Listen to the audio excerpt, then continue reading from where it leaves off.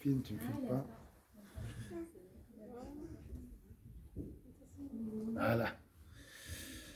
Et alors, l'amour d'Allah Azza wa Jal.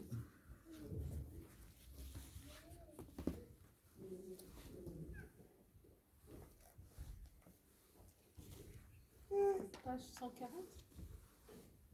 145. Ah oui, j'avais une post-it.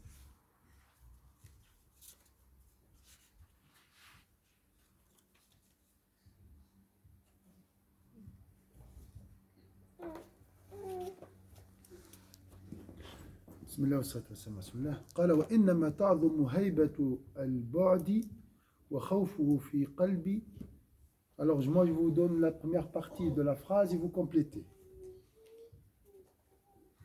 Le seul cœur de celui qui a goûté à la délectation de la proximité divine et s'y est habitué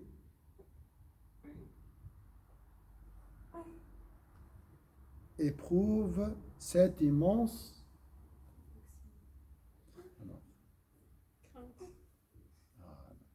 seul le cœur de celui qui a goûté à la délectation de la proximité divine, c'est un goût, l'amour d'Allah c'est un goût, comme le miel, c'est un parfum, d'accord, c'est une odeur, c'est comme le parfum, c'est comme une musique, d'accord, c'est comme les jolis paysages, c'est de la lumière à contempler avec les yeux de cœur, d'accord. Donc seul le cœur de celui qui a goûté à la délectation de la proximité divine et s'y est habitué, d'accord, éprouve cette immense crainte de la disgrâce. On a dit le pire châtiment, c'est quoi? Chez les vertueux, c'est quoi? L'éloignement, l'exclusion d'Allah Azza wa Jalla. Lorsqu'il ressent qu'il est exclu, il est rejeté. D'accord? Ça, c'est le pire sentiment chez eux. Mais tu ne peux pas connaître cette disgrâce, l'amertume de cette exclusion si tu n'as pas connu avant la délectation de la proximité. Est-ce que c'est clair ou pas? Donc celui qui a goûté la délectation de la beauté, de la proximité divine, connaîtra la crainte de la disgrâce ou de l'éloignement.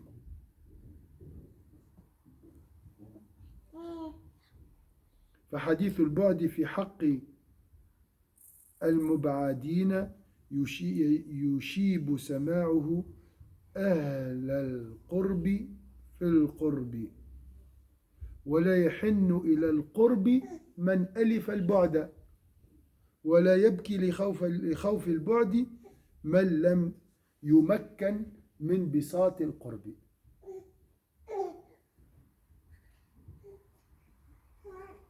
فحديث البعد في حق المبعدين يشيب سماعه أهل القرب في القرب. Alors ici, le simple fait d'entendre parler de la disgrâce ici, ça veut dire quoi?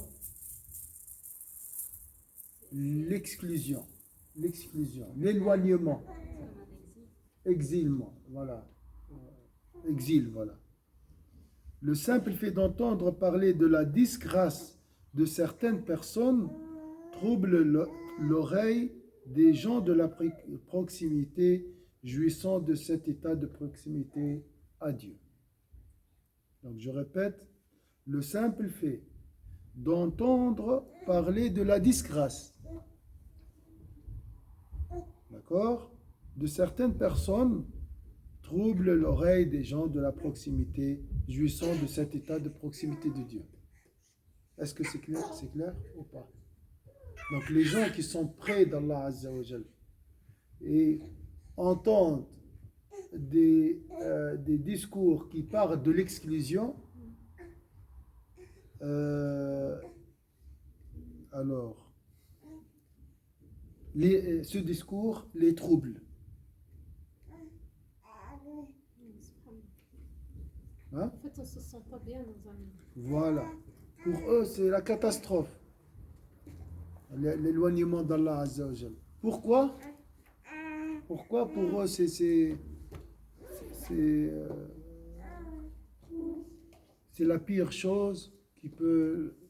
Parce qu'elle te fait oublier.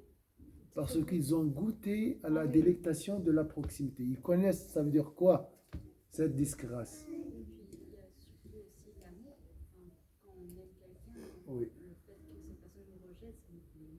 Voilà, ça fait exactement, c'est ça. Donc ils ne veulent pas entendre le mot disgrâce ou éloignement. D'accord? ولا يحن إلى القرب من ألف البعد. لا يحن إلى القرب من اللي يتعود على البعد.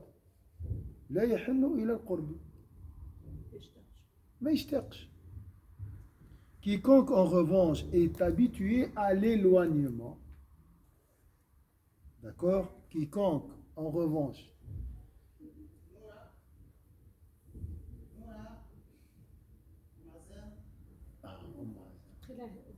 voilà.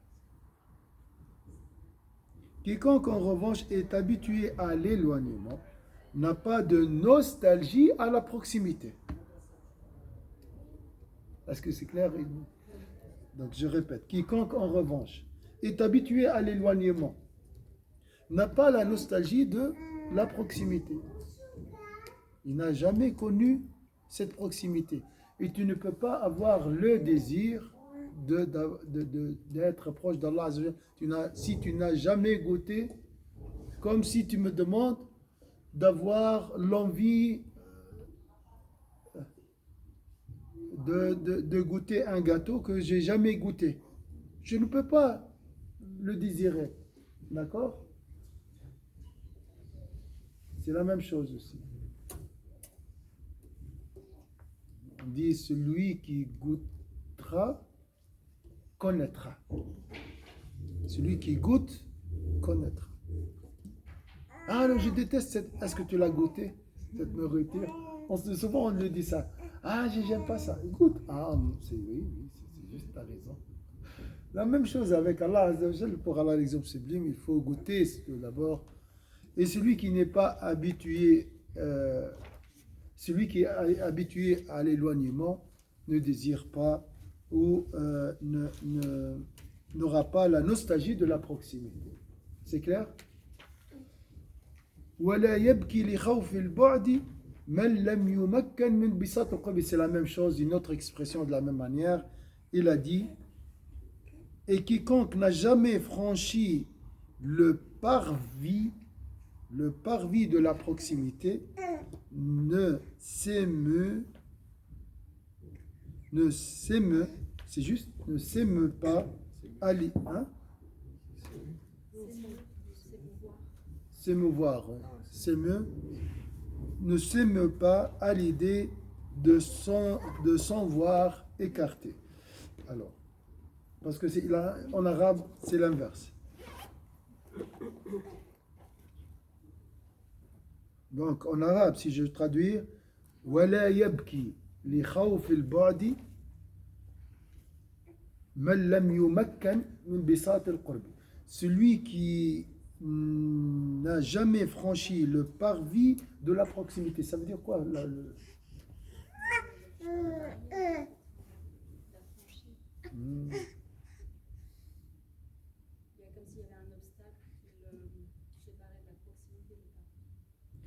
Donc celui qui n'a pas goûté le goût de la résidence à côté de la proximité. Non, c'est pas comme ça. Donc voilà, je vous donne l'image. En arabe, imaginez un tapis. Voilà, c'est ça. C'est vrai, Ruth? Il a fait un tour. Oui, c'est ça. C'est un stratège. Hein? Avant, il attaquait directement le but. Il est venu ici. Après, il a fait le tour. Mais son objectif, c'était ça. Hein. Masha'Allah. Alors, il a dit, Bisat al-Qurbi, les rois, ils avaient un tapis avant, toujours. D'accord? Et le tapis, c'est toujours hein? Les proches. Et c'est la présence royale. D'accord? Donc, celui qui n'avait pas une position sur ce tapis, hein, ne craint jamais l'éloignement. Et c'est dans le même sens. Hein, donc, celui qui n'a jamais occupé une place à côté du roi ne craindra jamais, craindra jamais, hein, on dit comme ça, ne craindra jamais l'éloignement. C'est la même chose, mais avec d'autres mots. En arabe, on a cette méthode pour enraciner un sens émotionnel surtout. On répète en utilisant dire la même idée, mais de plusieurs manières. D'accord? En français, il ne faut pas répéter, je crois. C'est pas beau de répéter beaucoup la même chose. En français, dans les textes, c'est rare que dans la littérature, est-ce que c'est bien de répéter le même? Non, il faut éviter. Hein? Synonyme, oui. Ouais. En arabe, non, c'est bien de répéter. Si vous avez remarqué dans les prêches, je répète la même chose des fois. Ça, c'est la logique arabe, dans la langue arabe. Ça fait comme un rappel, en fait. Un rappel. Ouais. C'est pour rappeler et enraciner le sens dans le cas.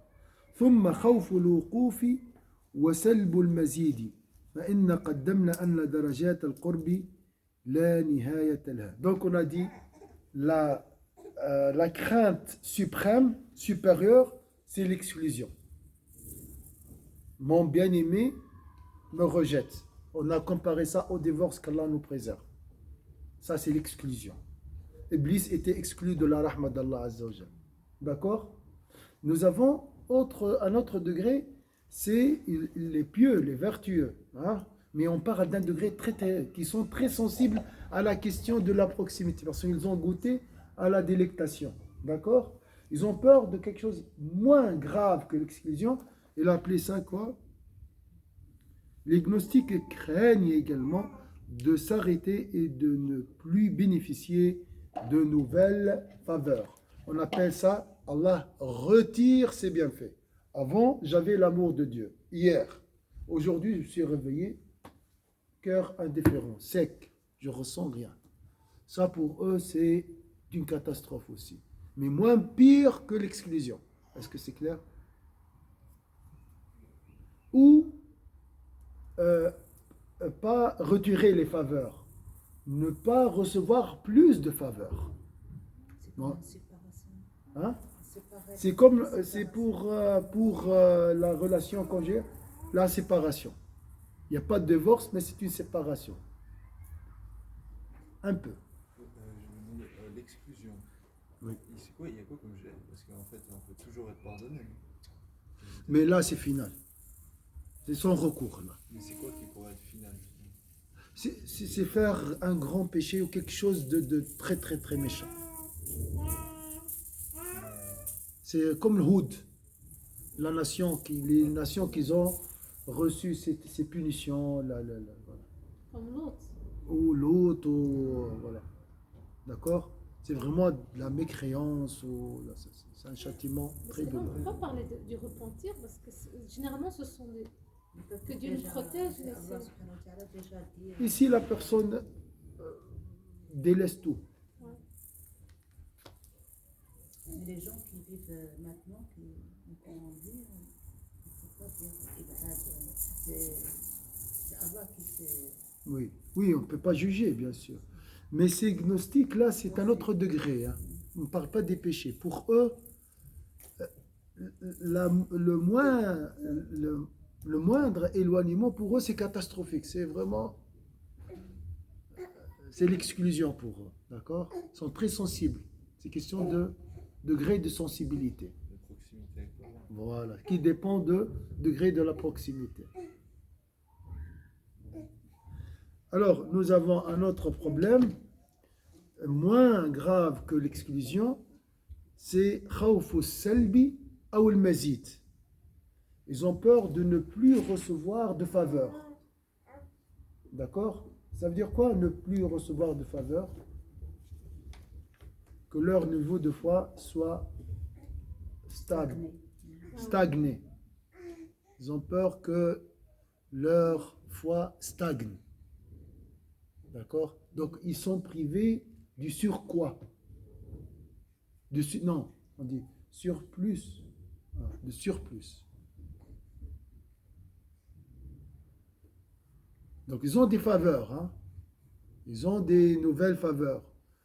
Ils ont des faveurs, mais ils ne reçoivent pas des nouvelles. Ma fiche mazid. Donc, depuis une semaine, mon cœur c'est le même. Mais un degré très haut ici. Hein. Ils ont un niveau de foi très haut. Ils cherchent plus. Est-ce que c'est clair ici? Ou ils ont peur que Dieu retire les faveurs qu'ils ont dans le cœur. Il faut éviter alors maintenant. Oui, ils ont peur de ça. Ils ont peur que leur foi diminue ou leur foi n'augmente pas. Voilà. Alors, il faut éviter le peur et mettre la confiance en Dieu. Ils ne peuvent pas parce que c'est des amoureux. Ils aiment Allah Azza wa Jal. Toujours trop dire que c'est quelque chose que j'ai fait, que c'est pas. Oui. C'est pas. Peut-être j'ai dit un mauvais mot. Comme l'amant et sa bien-aimée. Après la rencontre, il dit peut-être je lui ai blessé, j'ai dû ne pas dire ce mot. Donc il a peur que l'amour diminue. Voilà. C'est comme ça. لذلك قال رسول الله صلى الله عليه وسلم من استوى يومه فهو مغبون ومن كان يومه شرا من أمسه فهو ملعون يعني اليوم ملعون ما فيش بركة بمعنى هاك تشوف تقول لك حياتي ما عندهاش معنى ساعات صح ولا خاطر شنو ما فماش زيادة فماش تطور يعني فهمت Subhanallah, notre cher prophète a dit ça et maintenant dans la psychologie aussi, il conseille que les gens doivent varier et faire plusieurs choses pour contempler le vide qu'ils ont. Parce que il faut sinon, varier. Voilà, sinon on tombe dans la routine. Voilà, on tombe dans la routine. Il a dit, car nous avons dit précédemment que les degrés de proximité sont infinis. Donc les degrés de proximité sont infinis. J'ai un degré. J'ai peur que ce degré descend. 1. J'ai peur que ce degré n'augmente pas. Il y a une infinité de degrés. D'accord? Est-ce que c'est clair ici? Et le devoir du serviteur implique qu'il entretienne un effort à chaque souffle afin d'accroître sa proximité de Dieu. C'est pourquoi l'envoyé de Dieu sallallahu alayhi wa sallam, a dit celui dont la journée ne vaut pas plus que la journée de la veille a perdu son temps.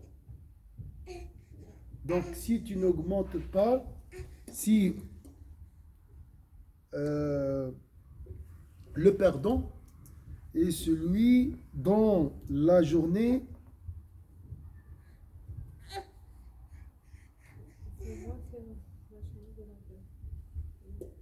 non, pas la main, ne vaut pas plus que la journée de la veille. Si c'est la même chose, j'ai fait hier, supposons 50% des bonnes œuvres, aujourd'hui j'ai fait 50%. Ça c'est de la perdition. Dans le sens, je n'ai pas gagné. D'accord? Imagine, hier j'ai fait 50% des bonnes œuvres, aujourd'hui j'ai fait 30%. Aujourd'hui c'est une journée sans bénédiction.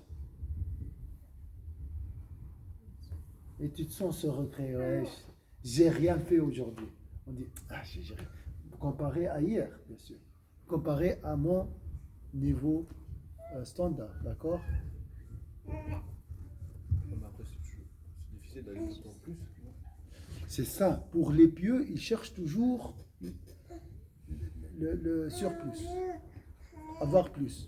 Parce qu'il y a une infinité de degrés. de proximité d'Allah Azza wa Jal. Pourquoi? Parce qu'Allah n'a pas de début, n'a pas de fin. Inch'Allah. Ça, c'est sa fitness, ça.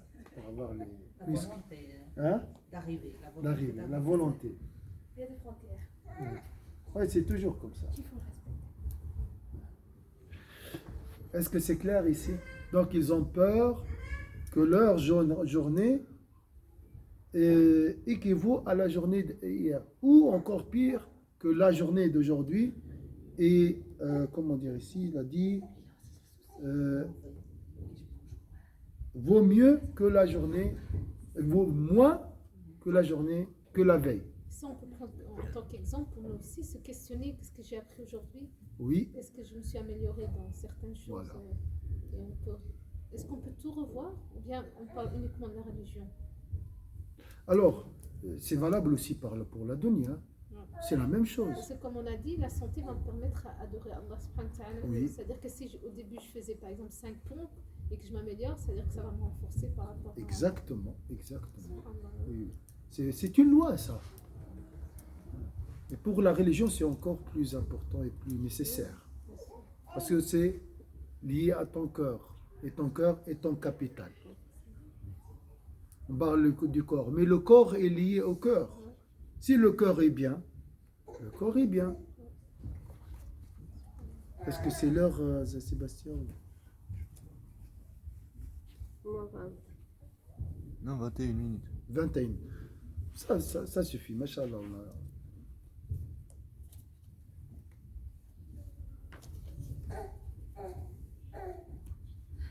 On va voir de la prochaine fois. Le prophète sallallahu alayhi wa sallam demande le pardon de son Seigneur 70 fois par jour. Comment vous allez comprendre ça? Comment le prophète demande l'istighfar? Parce que je pense Et qu'il comment avait il a- cette peur de ne pas être à la hauteur de la prophétie. Alors, cherchez une bonne réponse. Bien sûr, c'est dans ce sens-là. Il a mentionné lui-même cet exemple.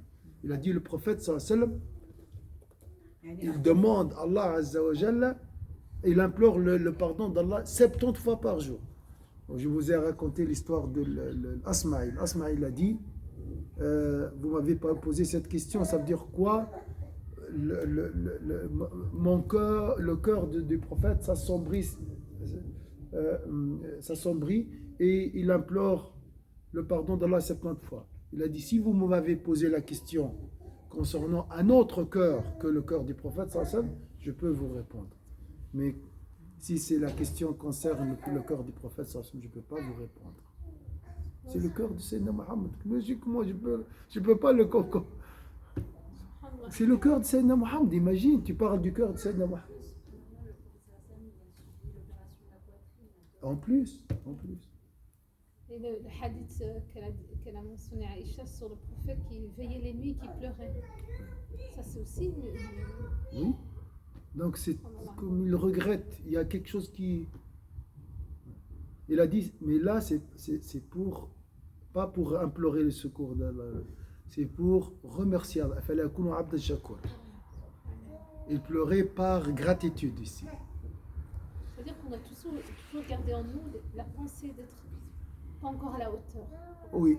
Qu'on veut atteindre dans l'excellence, on ne l'atteindrait pas, Voilà. je pense, mais Mais ton excellence et l'excellence du prophète, sallallahu alayhi wa sallam, c'est pas la même c'est un chose. autre monde, effectivement. L'objectif du prophète, sallallahu alayhi wa sallam, je vous donne juste un indice.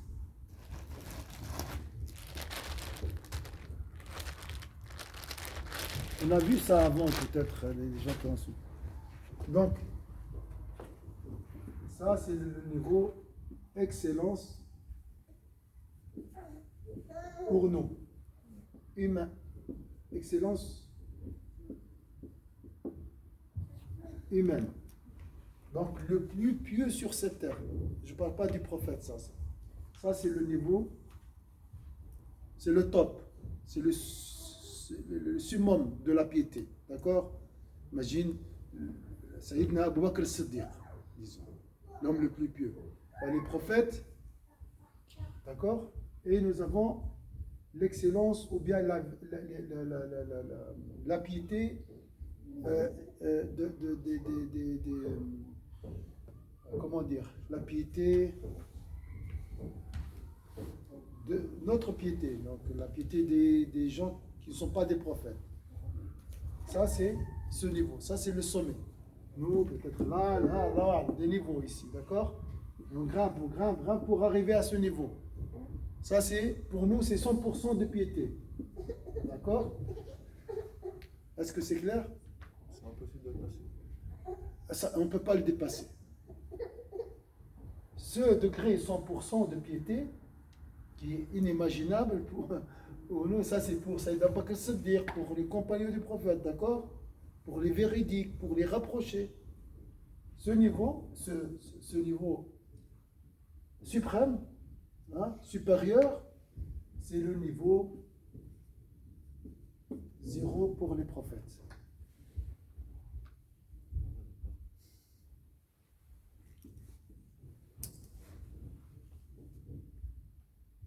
Est-ce que c'est clair? مستوى أعلى مستوى يصله أتقى إنسان هو بداية, c'est le début chez les prophètes. Après, le prophète sallallahu alayhi wa sallam, il a 70 niveaux.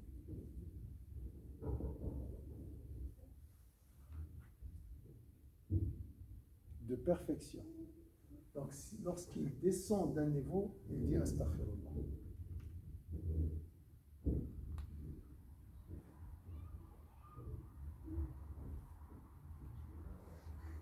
سبعين مقام النبي أو قدم سميه قدم أو مقام النبي. Qadam voulait dire l'approchement à Dieu. Voilà, c'est comme un niveau, voilà. Un pas, 70 niveaux, station. Son cœur s'assombrit lorsqu'il descend d'un niveau. Mais nous sommes dans la perfection ici, pas dans les péchés. Les péchés, c'est ici. Hein. Pas même dans la salle. Le niveau, c'est le pécheur, c'est ici. Ici, c'est Abou Bakr, c'est Omar, les compagnons du prophète, les pieux, les savants. Après, les pécheurs, c'est vraiment en bas de l'échelle. D'accord? Donc, les gens qui disent implorer le soleil, c'est pas parce qu'il a fait un péché, parce qu'il est descendu d'une station.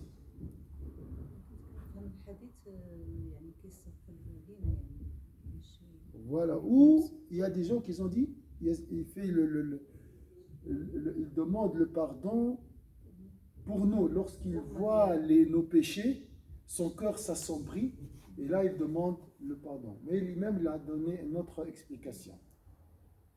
Ou les deux. Hein. Ou les deux. Oui. Le niveau de l'excellence humaine à 100%, ça c'est le niveau qu'on va tous viser. Oui. J'ai une question. Potentiellement, tout le monde peut l'atteindre. Potentiellement, oui. Alors je pense que dans ce cas-là, il faut aller dans un endroit isolé pour atteindre ce niveau-là. C'est pas ça la force. Ça, c'est une faiblesse. Hein? Sayyidina Abou Bakr vivait avec tout le monde. Il était même président. Oui, en fait, c'est combattre alors. C'est combattre Tu résides, tu vis avec les gens et tu préserves ta foi. Mais avec justement la société d'aujourd'hui, par exemple, faire toutes les invocations et tout, c'est difficile d'appliquer exactement tout, je veux dire, avec la société actuelle. Mais je veux dire, on pourrait atteindre ce niveau sans forcément tout faire dans la pratique religieuse. C'est ça que je veux dire. Je sais pas comment dire. Parce qu'on n'aurait pas le temps, c'est ça que je veux dire. Si, C'est pas question, c'est pas seulement question du temps. C'est question de qualité. Ouais, c'est ça, c'est sûr. C'est pas seulement la quantité. Quand tu es présent dans ta prière, tu l'as fait à l'heure, hein? Inch'Allah, Allah t'élève, Inch'Allah. Et il te donne la baraka du temps. Ah oui, mais je veux dire, par exemple, je sais pas, un paysan, ça dépend tout de notre milieu professionnel, mais je veux dire, par exemple, on n'a pas le temps de faire les prières à l'heure. Est-ce qu'on pourrait quand même atteindre ce niveau? Alors, c'est Dieu qui juge ici. Si tu n'as pas la possibilité et tu as la volonté, Allah te donnera. C'est pas lié vraiment à à notre effort seulement. C'est question aussi aux circonstances. Allah regarde les cœurs, comme dit. Et puis, je me demandais, bon après c'est difficile de savoir, mais quelqu'un qui arrive au 100%, il se dit, oh, je n'ai plus rien à améliorer. Non. Ça, c'est juste un schéma, hein, c'est un schéma. Mais il n'y a pas de fin ici. Il n'y a pas de fin. Ah ouais, d'accord. Il y a pas de fin. Mais ça reste toujours le prophète au-dessus, tu sais que je veux dire. Bien sûr. Alors, l'hiérarchie ici, les prophètes, les compagnons du prophète, et bien sûr, il y a ici. Hein. Après, nous avons les savants, après les gouverneurs justes, après les dévots, après le reste. Dévots l'abed. Mais les savants qui œuvrent, pas les savants qui parlent. Hein. Quand on parle des savants sincères. Et après, au-dessus du prophète, il y a les anges. Bien sûr, il y a une hiérarchie ici, les porteurs du trône et tout. Jibril et tout. Non, Israfil, le meilleur. Israfil parce que c'est lui le plus proche d'Allah Azza wa Jal. Sayyidina Jibril est la pro du privilège parce que c'est lui l'intermédiaire entre Allah et les prophètes. C'est lui le responsable du savoir, Sayyidina Jibril.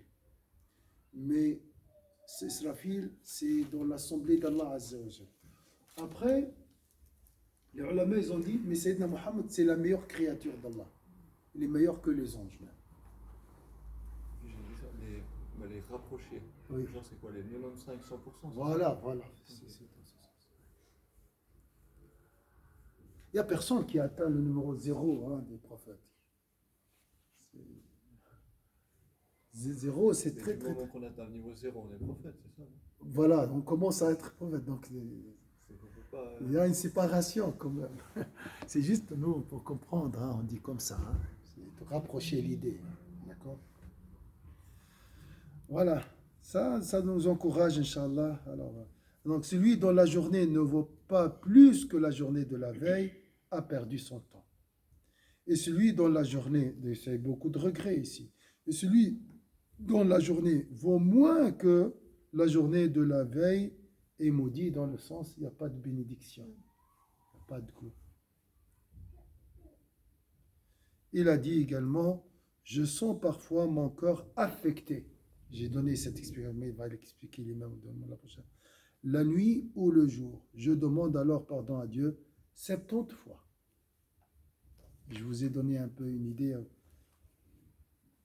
Alors, il est ici.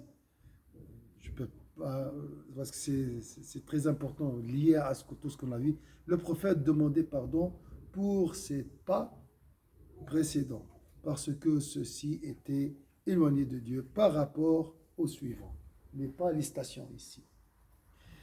Voilà pour aujourd'hui, Inch'Allah. J'arrête la vidéo? Oui, s'il te plaît.